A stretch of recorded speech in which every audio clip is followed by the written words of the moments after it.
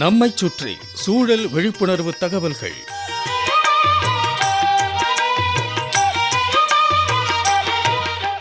அன்புள்ள குமரேசன் ஐயா அவர்களுக்கு உங்கள் மாணிக்கம் எழுதும் மடல்.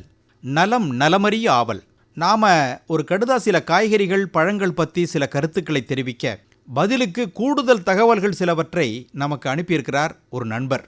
பெரிய மனிதர்களை சந்தித்து நலம் விசாரிக்க போகும்போது வணக்கம் வாழ்த்து சொன்னபடியே கொடுக்கும் பழம் எலுமிச்சம்பழம்.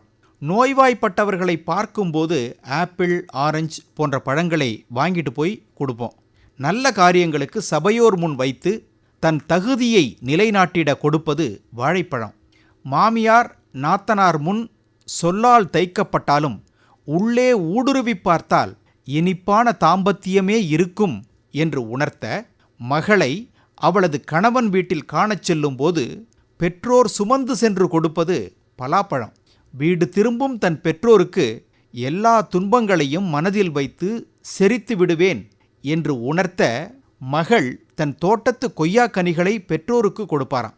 குமரேசன் ஐயா, இப்படி நம் முன்னோர்கள் பழங்களை வைத்தே பல செய்திகளை சொல்லி சென்றிருக்கிறார்கள். நண்பர்களுக்கு அன்னாசி பழம் தருவது அதன் தலை சிமிழை ஒடித்து அவர் வீட்டில் நட நட்பை போல் செடி வளரும் என்பதற்காகவேன்னு நண்பர் தன் பழக்கடிதத்தை அழகாக நிறைவு செய்திருக்கிறார். இதில் எல்லாமே பழங்கள் தான். நமது உடல் நலனுக்கும் உள்ள நலனுக்கும் ஏற்றவை. இயற்கையான பழங்கள் தான். அதிலேருந்து கிடைக்கிற சாறு, ஜூஸ் கூட சொல்லப்படலை. முழுக்க அப்படியே பழங்களை சாப்பிடணும்னு தான் சொல்கிறாங்க. அதனால் நமது அன்றாட உணவில் ஏதாவது ஒரு பழம் சேரணும். வயிற்று பிரச்சனைகளை தீர்க்க வல்ல மாதுளம் பழம். ஆப்பிள் போல மருத்துவ குணங்களை அள்ளி வழங்கும் மலமிளக்கி கொய்யாப்பழம். அறிவாளிகளின் உணவு என்று அழைக்கப்படும் வாழைப்பழம். பெருங்குடல் புற்றுநோயால் ஆண்டுக்கு 5 லட்சம் பேர் உலகம் முழுவதும் இறக்குறாங்களாம். இதனை தடுக்கும் வல்லமை கொண்ட திராட்சை.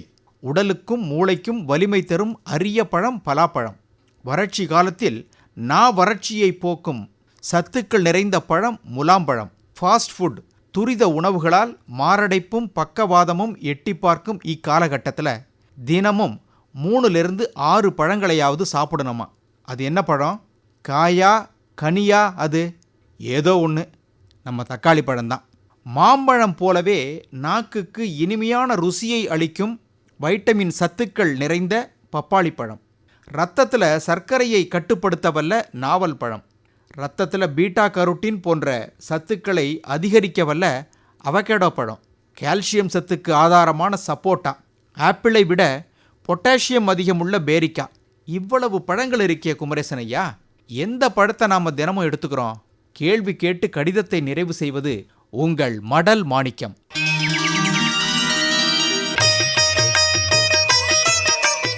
நம்மைச் சுற்றி சூழல் விழிப்புணர்வு தகவல்கள் கேட்டீர்கள்.